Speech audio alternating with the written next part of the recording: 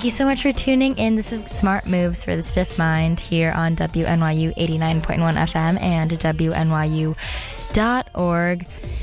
George makes music under George Clanton / ESPRIT as well, and Lindsay makes music under Negative Gemini. Before I try to describe what type of sound or music that they play, you'll be hearing a in-studio set by them, so you'll be hearing that right now, and then after their set, you will be hearing them jump on air, talk with me, answer some questions, and then you'll also be hearing some of their favorite sounds that they're into here and there. So first it's going to be George playing his live set, and then right after him it'll be Lindsay's.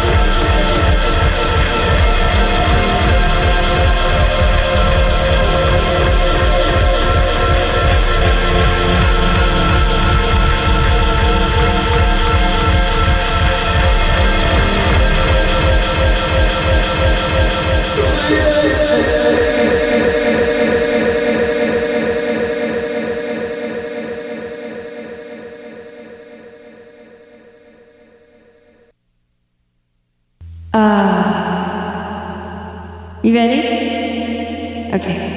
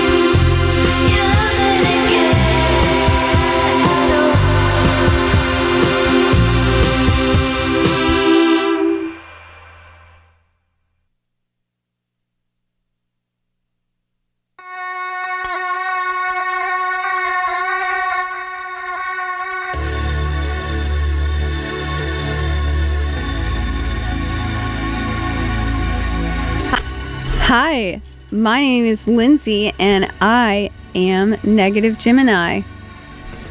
Hi, my name's George Clanton. So I'm here with Lindsay and George, who each make music under George Clanton and ESPRIT, as well as Negative Gemini. Can you both talk about the live set that you just played? Sure. I played 2 songs off of my new EP that just came out. It's available on cassette, and you can listen on Spotify or wherever. I produced and recorded them, and I wrote them myself. You know, I'm pretty happy with how they turned out. And I also played music. My name's George. I make music as George Clanton, but also as ESPRIT. So I asked if I could play a couple of songs as ESPRIT, which is, you know, just kind of like a separate, but equal part of my life. I guess I have new music coming out as George Clanton next month. But I'm not ready to share that with the world just yet. So I played some new material from ESPRIT, and I hope that is enjoyable for everyone. Nowadays, there's a lot of live streaming happening for sets, shows, festivals, etc. How do you think live streaming is affecting how we digest live music? Well, it's kind of fun because when we do a live stream, the people watching can... Yeah, we've done some live streaming ourselves. Yeah, they can like hop in there and chat while they're watching it.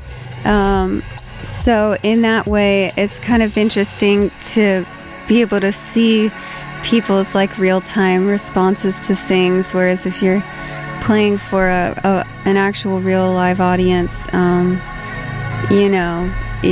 you don't get that like second by second, like what people are thinking while they're watching it.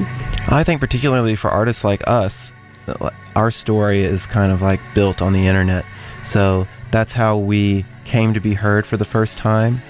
And we find this when we're on tour, is that we've got a lot of fans that are just kind of like, when we go to a new place, a lot of people will come out, in some random place, or like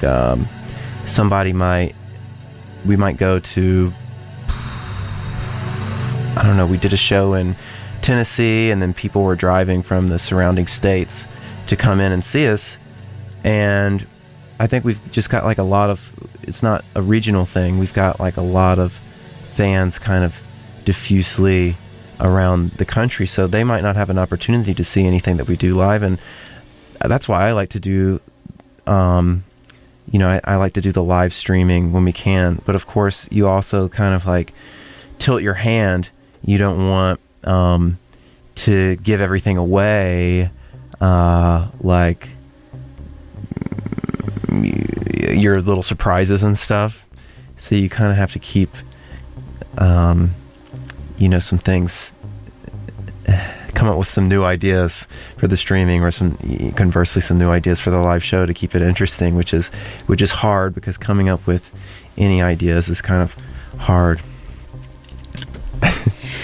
Well, then what makes you go see a live show compared to what you can do nowadays, just watching reruns of a live show on your computer? Mm-hmm. Well, I think that, being in the room, the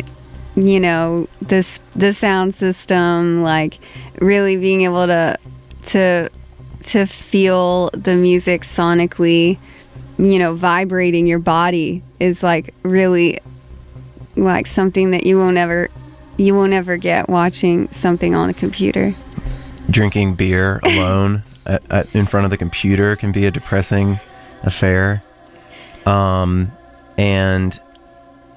there's like definitely an energy. I think that some bands are kind of like, I've gone to some shows that are pretty soulless, and I think that defeats, the purpose of having a live show. But when you get in a room of people who are all kind of on the same page, it's kind of like could be like a little cult gathering, and everybody is like singing the words with each other. There becomes a real sense of camaraderie amongst strangers, which is cool. Yeah, you couldn't possibly get some of that, manic energy by looking on the computer, but it's fun. I like to look at things on the computer, steal ideas. Well, with the advancement of technology, virtual reality is becoming a thing where now different platforms, sites, festivals are using VR to possibly create an actual live experience. Where do you think that's going to take us?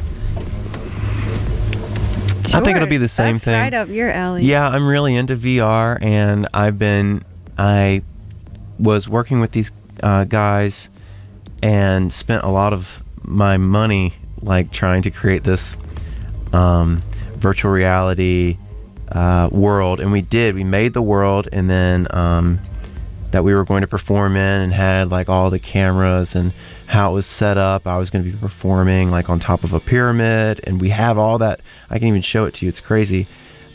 We have the world, we have the app where anybody could jack in like the Matrix and get in there, but there was like some technical difficulties with the streaming, and I'm getting off the rails here. Anyway, to answer the question is, I think that it was pretty easy for us to get to that point, and I think that there was obviously be a lot of that, but you can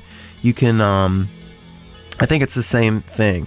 I think it'll just be like kind of another kind of interesting way to interact, but you're still going to be limited to who you can touch, and the sound from your headphones, and at the end of the night you can't like go home with a new friend that you've met at the show. You just have to kind of say goodnight. So I don't know, I mean, like, what else what do you can't be sitting, I mean, I guess if you live in New York, it's kind of hard to understand. A lot of people, there's a lot of reasons that you might want to jack in and do the VR. Like, I'm intrigued by it, and I have some VR stuff, and I even make my own little VR worlds. But ultimately, like, I'm not really doing it that much because I'm alone all the time. I want to get out and have some kind of experience, because I'm in my house building little VR worlds all day. I want to get out, do something.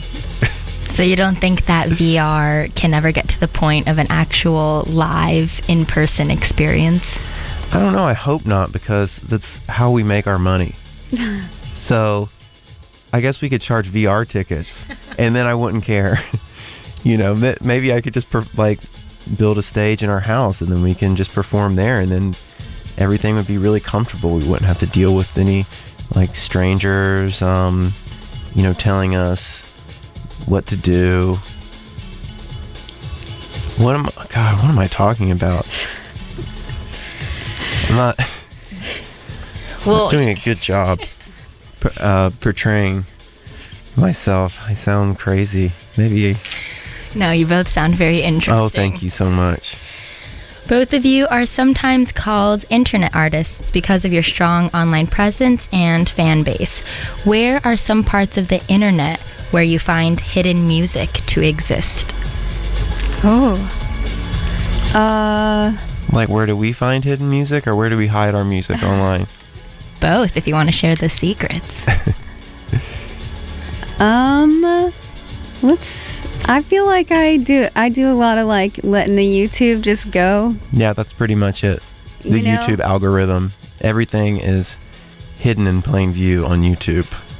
Just kind of let it show me like related songs and let it play for like hours, and just kind of like eventually I'll stumble upon something that I've never heard, and it's pretty cool. Do you dive deep into forums, Reddits? No, it's just toxic. I just can't read all that stuff. But I also like to sometimes listen to others like I listen to DJ mixes, and that's a great way to discover new music too. Because they're curators, really. True. So, internet culture creates internet slang, and you've stated that vaporwave is a total meme. Can you elaborate? Who said that? Me? I think so. I don't know. I don't know what that means exactly. Just people keep saying it, so I wanted to say it, so I looked like I knew what I was talking about. You know, like people who are into vaporwave can be, they tend to like hide out in those toxic forums that I was just talking about, and a lot of them are toxic meme people who exist ironically, and you can't tell what they like and what they hate because they act like they hate everything or something like that, and they'll even diss you when they like say that they really like your music. Yeah, it's awful. They'll buy your record and then call you a phony or something like that. So, but you know, which is fine, because you know, give me your money. I mean, like, so to speak. You know what I'm saying? Just like metaphorically. So what did you mean by forums being a toxic place? Just kind of like that, you know, like whenever there's an opportunity to anonymously kind of comment on any of us, somebody's saying something disgusting about Lindsay, or, you know, saying that I have a school shooter haircut or something like that, and people are just like really eager to make fun of us, make fun of everyone, and it's got nothing to do you know, with music, and it's just you know, people are making a game out of ruining somebody's calm as like a power trip, you know. Trolls, yeah. Which is like, I don't want to empower them by saying that it's like annoying to me, but I just see it as kind of like a time waste. And you know, I like to be positive and have a happy time because life is awful. You know, I would like to escape on the internet, but the internet can be a real nightmare. So I escape into real life. You're both singles and EPs over full albums because you think people don't have the attention span for full-length albums. Is that affecting how both of you are strategically releasing your music? Yes, absolutely. Especially like in a time like when I'm kind of like drawn to so many different directions in my sound. It's a lot easier for me to just think of things in terms of singles and EPs, just to kind of work more spontaneously. But you know, also I feel like people, it's hard for people to sometimes digest an entire album. Yeah, they don't really listen to it. And that was, if you're just tuning in, that was Negative Gemini, and this is George Clanton taking over, hijacking this sentence. People, they'll say, yeah, I'll play a song that's on my album. And they say, you know, I'm your biggest fan. What was that song that you just played? And, you know, it's just a song from the album. So we find that maybe people don't listen to them, and also we've got some like publicist friends and stuff like that who are always telling us like, don't release anything good on an album, like release every good thing as a single, do a press release, do a video, make a new photo for it. And sometimes that can be exhausting, and we just want, because we like albums, you know, when you think about what's your favorite thing, we're not trying to have like an ephemeral kind of like I was about to say that we're like trying not to make money, but that is a lie. Maybe we used to not be trying to make money, and we just make albums, try to make, you want to make the best album that you can because you love this album and you want it to be like that. Like, I want to create this experience for someone else. Wouldn't it be such an honor to have somebody relate to my album as I relate to this album, which I love, and that's what I want to create. I want to be like that. But like, it can also be like, take forever. Your fans want music fast, and I think what Lindsay said about how quickly we change our tastes compared to how long it takes to release something. If we wanted to put a collection of 12 songs together, it could be, all over the place. By the time we get to the 12th song, we hate the first 6. So that's, both of us actually have been doing the exact same thing separately, in that, like, Lindsay, Negative Gemini, has 10 songs that she has been trying to make an album out of, and by the time she gets to the next one, she hates the last one. And I've been doing the same thing for 2 years, so I've just said enough. Like, I'm going to finish this batch of songs that I'm working on now and just do 5 songs, because I keep tossing these songs because I don't like them. Yeah, I had like 10 or 12 songs kind of made for the EP, and I didn't want to. I never want to release a song that I don't love. I never want to be like one of those mainstream artists that just has the singles that are good on their album, and then the rest is just filler that. Right, and it's really who hard. Who knows who wrote it? Like, it's terrible, and I just don't want to be that. So I'd rather not. I'd rather just not put out the songs if I don't absolutely love them, and But just to defend myself, because if somebody might pick apart something that I said and think that it sounded really phony, is like, I think that every song that I've released, if I didn't release it, I would, in enough time pass, I'd be like, that's not good enough. So when I do release it and consider it done, I can kind of separate myself from it and just say, you know what, that was what I was doing at that time. I'm always like, want to move forward, but at the same time, it's like, maybe my best song, I would be like, ugh, this is so cheesy. But now that it's out, it's like, that's representative of this emotion that I was feeling at that time, and I love it, So I wasn't saying that I'm trying to put out songs that I would hate. It's just kind of an inevitability that I'm going to have some sort of distance in between the emotion that I was having when I was writing a song a year later, and not relate to that and not think that that's cool. Lindsay, you recently released Bad Boy, and I know that there's a change in sound and emotion within the second half of the EP because of a loss you experienced in the middle of creating the EP. How much harder is it for both of you to make music when you're in a darker place? Well, it's almost easier for me when I'm in a dark place, because music to me is kind of a way of reflecting and coping and dealing and kind of just processing my life. It's like writing in a journal or something for me. So, obviously I've got a lot to say right now, and I'm feeling a lot. So for me, those are the times when things seem to come more easily. Definitely.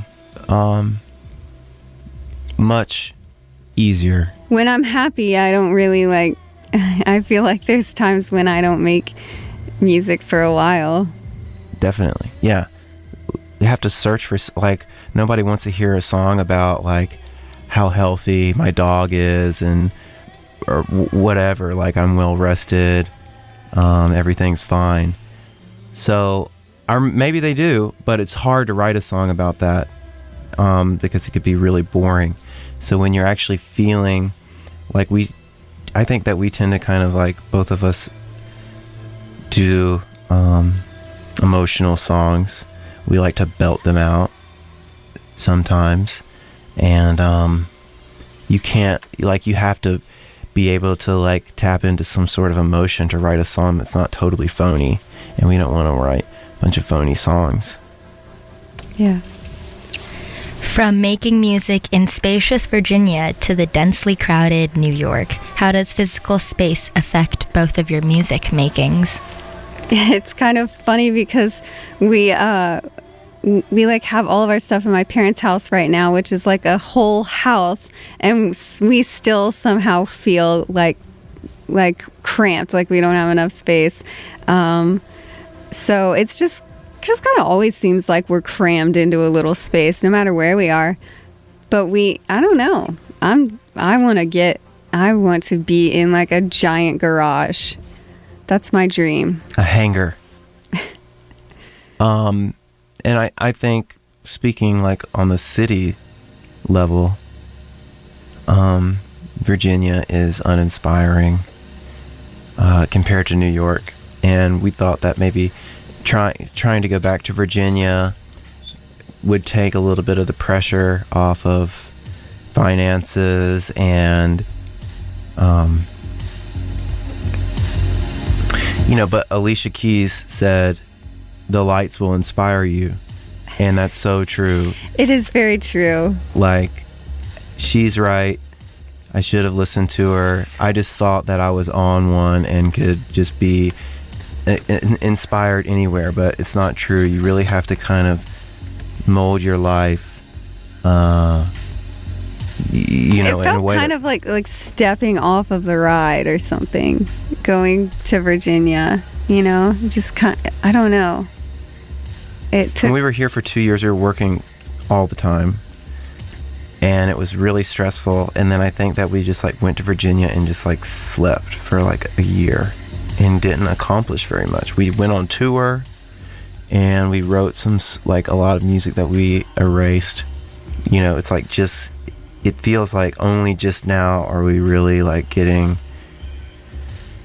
back. So I don't know, we're moving back to New York the spring. I don't know if we're going to be like tired by it. I guess that would be my only fear about coming to New York, is that we'll be exhausted. But at least we can get a good 2 years of productivity in before we have to check out and go to sleep for a year. Is that true to you, Lindsay? Does that make sense? Yeah. Do you think somebody who doesn't know what I'm talking about, it would make sense? I Probably think so. Not. I don't know. What do you think, Joyce? Does that make any sense? No, I think completely. I don't know. Sometimes people have said that a lot of space gives them more liberties to think. Some people are inspired by the tranquil environment around them, but I also completely agree that the energy of New York does really inspire you and motivate you to do more. It's that everybody is motivated, and it's a little bit of like a friendly competition, that like you see these people out there getting it. And in Virginia, at least where we were staying, and at least like the people in our age group or whatever, like it's really easy to get by, and so everybody's like really happy. Whereas everyone here is like miserable and unsatisfied, and they want more, which really is a really attractive mindset to be in if you're trying to be creative. I think also we kind of like went to Virginia, but we didn't go all the way. We were still in a city. Like, we had neighbors above us. It wasn't like we were out in a beautiful like wilderness, which is true. What I kind of like wanted, but we didn't do it for whatever reason. Yeah, we couldn't make the jump. But there's like always, there's always some neighbor or somebody upstairs or next door or something. And I don't know. I'd like to just have a cabin out in the woods where I can like unlimited volume. Yeah. You were speaking about how in New York there's this slightly competitive nature of everyone always doing everything, while back in Virginia everyone's a bit more happy. How are the music communities different? Do you find Virginia to be a lot more supportive and nurturing? No. Virginia is Well, don't be too superlative now. I will not. But yeah, I mean, I always felt like a kind of like a black sheep where I was. That is very big on heavy metal and punk. Yeah, but we get that everywhere. Yeah. There's not like there's a scene of people making kind of like half electronic music where they're like wailing over it. Yeah, we're still kind of black sheep anywhere, really, but we managed to kind of cut our own little chunk out of New York, and now like in the beginning, even though New York has like so many people, we would get like our lowest turnouts here, and we moved here and we thought it was a disaster, and then we just kept pushing at it, and now New York's our biggest city. Hey, shout out to my New Yorkers. Yeah. But I feel like we had to work towards that, because I think as far as the New York scene, the underground scene that you think that, you know, you want to be a part of, or that you have to be a part of, or I don't know what else there is. There's like the underground music scene, and then there's like famous people. So in that, New York is known to be kind of like very arty, and this is my controversial opinion, is that a lot of the music is like really like the stuff that is trendy is really oftentimes unlistenable. And then so it's like, I think that New York likes to do this thing where it's like, yeah, you just don't get it because you're not in New York, you know? And it's like, I get this is good. And it's just like someone like describing I don't know, the stink of a club, you know, over a 808 kick, and like, yeah, this is minimal stank. You don't understand. And so, and then we're there and we're like singing, like, you know, being like bizarro pop stars. And I think that people really wanted to hate us, but then we were able to find, you know, a group of people, and now like it's crazy. It's like our shows are so much fun. We see a lot more, I think, like crowd interaction and crowd surfing and jumping up and down and singing along than you would normally see at a New York show. And I think that is a testament to how like dope it is right now. Like, we're really excited to play tomorrow. Yeah, you're right. Is it tomorrow? Yes. Is it last week? Last week, yes. Right. But I completely agree what you're saying about how music, everyone just smacks on the label experimental now, and if you don't like it, then you don't get it. I think, yeah, there was a point where, you know, you'd read all these great reviews of experimental music, and I'm sure, like, I can definitely respect the quality and production, but absolutely, I don't want to diss on, I'm sorry to interrupt. You're making me think. I'm not trying to diss on experimental music so much. I did literally just diss on it and made a really like terrible caricature of it, but I like a lot of that stuff too. I'm just saying, it's like, if you're not like upsetting somebody, then it's kind of hard to make to be taken seriously in New York, to be called cool. I'm so sorry to derail you. No, exactly. You were good. But yeah, when I wouldn't understand anything and I wouldn't like it, but because I didn't like it, I would try to force myself, like, oh, it's good. But now I've gotten to a point where, I know what I like, and I just like stuff that I can dance to and move to. A lot of songs that I might hear, I'm listening, and if I'm out on the dance floor, I'm like, what do I do to this? Do I just like nod my head or like shake? And so I've just gotten to a point where I just want my basic sidestep music that I can like, dance to and groove to, even though, some might say like, oh, it's not pushing boundaries enough. Like, if it's good and you like it, then that's all that should really matter, right? Yeah, I mean, I like to think that we're like, we're pushing boundaries because we're up against the world. We're not making music that sounds like pop music, and we're not making music that sounds like what's hot underground right now either. To me, it's like kind of uncharted territory. There's certainly like a lot of familiar elements, but I wish there was more what I would call catchy music that tries hard. That's not catchy music that doesn't try hard. You were saying how before your largest fan base when performing at live shows wasn't in New York. Where then did you notice were some of your largest, biggest fans and crowds? We didn't really do a whole lot of touring until, after we had been in New York for a while. Yeah, but still, we would go on tour, and like the crowds in Austin would be a lot bigger. Yeah, Austin is a really big city for us. So we were thinking like, gosh, we should move somewhere where, we have the bigger crowd. But I think we kind of had to stay in New York because we were working. We had to stay here, and I think it was good because you're up against the world. Or we were like up against.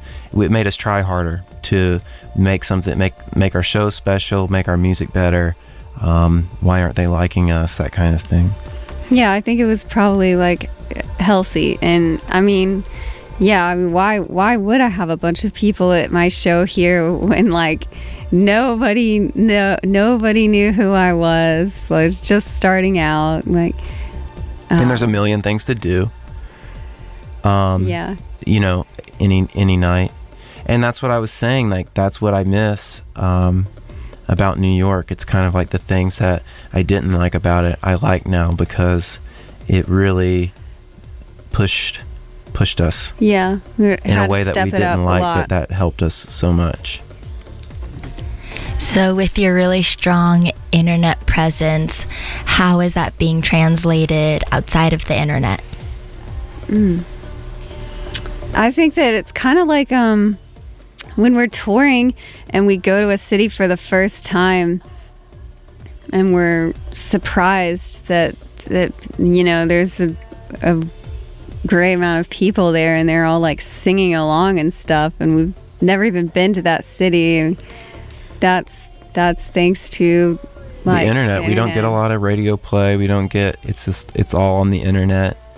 We're getting more radio play and recognition now, but like up until very recently it was like nothing, and it was just the internet, word of mouth on the internet kind of thing. And that, like I was saying before, like we'll just go somewhere, and that was Negative Gemini speaking, the feminine voice, and then this is George Clanton, two separate but equally talented artists making music separately but together in the studio today, talking to you. What she said, you go somewhere random, we might play like Columbus, Ohio. Well, we didn't think Columbus was a big city, but apparently Columbus is like the 5th biggest city in the country or something. It's huge. But we go to Columbus and there's like, we've never been, don't know anything about it, and then like a ton of people show up. They all know the words. They're crazy about it. Like That's awesome. So touring is our new favorite thing. We didn't do it for years, and it was what a mistake, because it is definitely our favorite way to spend our time now. It's kind of hard to get there because we're still kind of like booking it ourselves.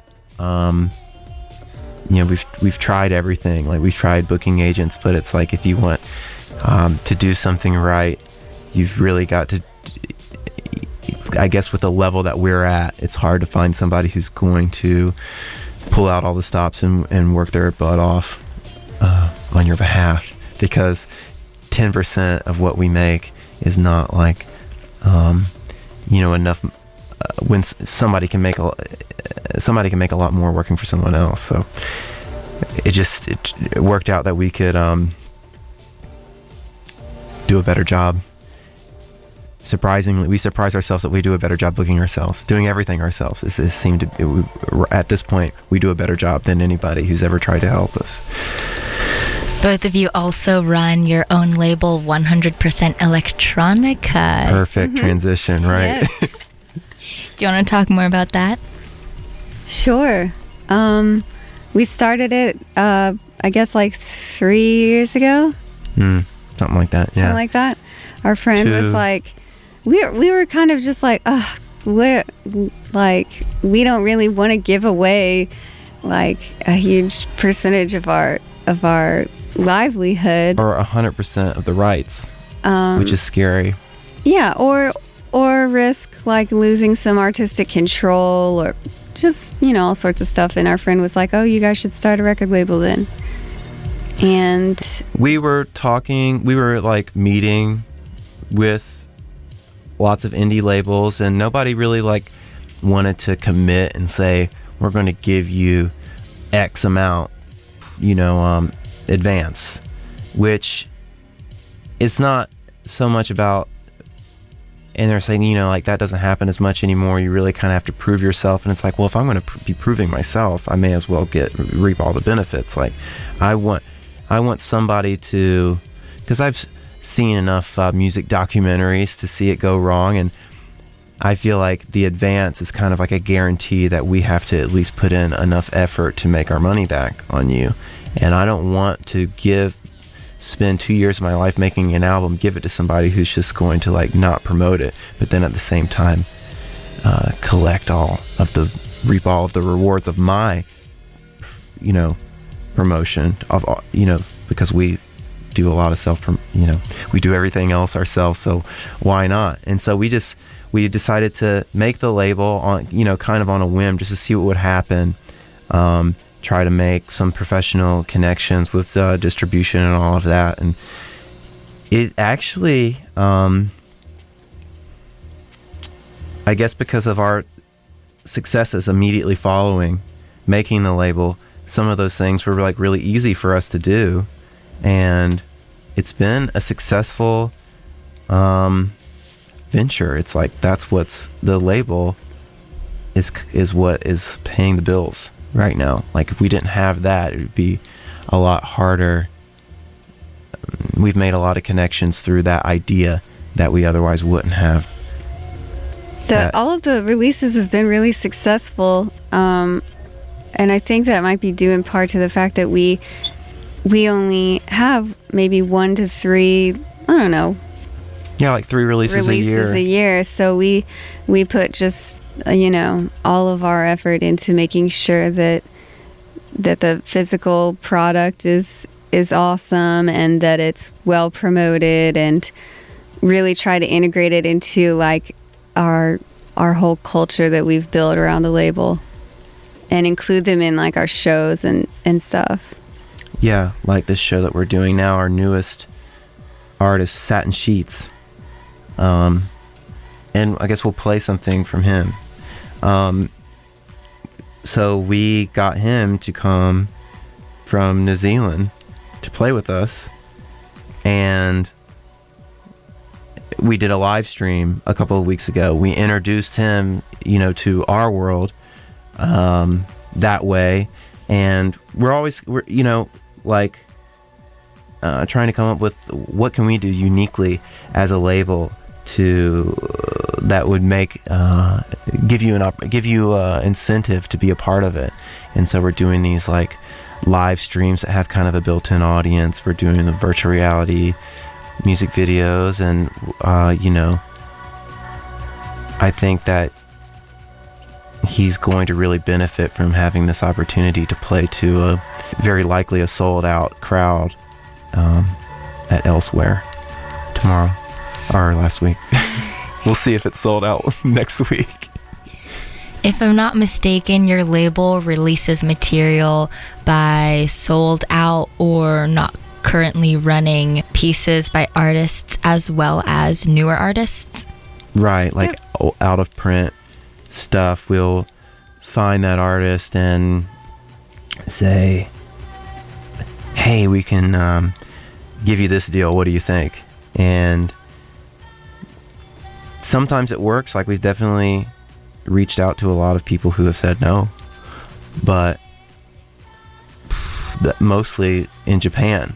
And I think that there's like some sort of like complication, like legal complication there, that the way that they like to license their music, because you don't see a lot of, like, the Sony Japan owns so much like of the music that I really like. They have a no outside reissues thing, but oh my gosh, they're missing out on so much money because the demand is so high for some of these records. They're like $500 on the resale market, and I'm like, so we're looking for music that we like, that is melody, good, strong melody. Right, that's how we like it. But then from like the label standpoint, like we like a lot of stuff, but if there's a demand for it, we like to print vinyl. So if there's a demand for the vinyl that we think that we can maybe sell 500 of them, we'll say, hey, we want to try this out and promote it. What do you think? And so far everybody's been generally really happy with us. Like, I tracked down this German producer of software, and that's been one of our biggest successes. And he, nobody knew how that was going to go, and it turned out to be awesome. And the same thing with Surfing, is a new band from Australia, and they said, they thought, they were worried, like, ethically, that I was going to be stuck with 400 records. And then we sold 400 records in 12 hours. And I think that there's just there's a huge demand for vinyl that a lot of people don't realize. And the hardest part is just finding stuff that we can like with a straight face be like, we love this, because we don't love everything. And if we do, it's often, already spoken for. So, but we're now getting to the point where this year is going to be our first year of breaking new artists. So we're just getting to that point. Been a lot of experimenting, a lot of building relationships with distributors and stuff. So this year is going to be all about breaking new artists, and we're going to be releasing Lindsay has already done something. She's got something else already in the works. And I'm going to be releasing my first new music in a long time. Like, this is Boy, am I excited for 2018. So a lot of the artists that you find for your label, does it come from submissions, or is it a lot of it is you seeking out the new talent? Most of our artists are artists that we've carefully sought out, because there are all these other factors that go into it. Like, aside from, is it good music? Like, is there a demand for it?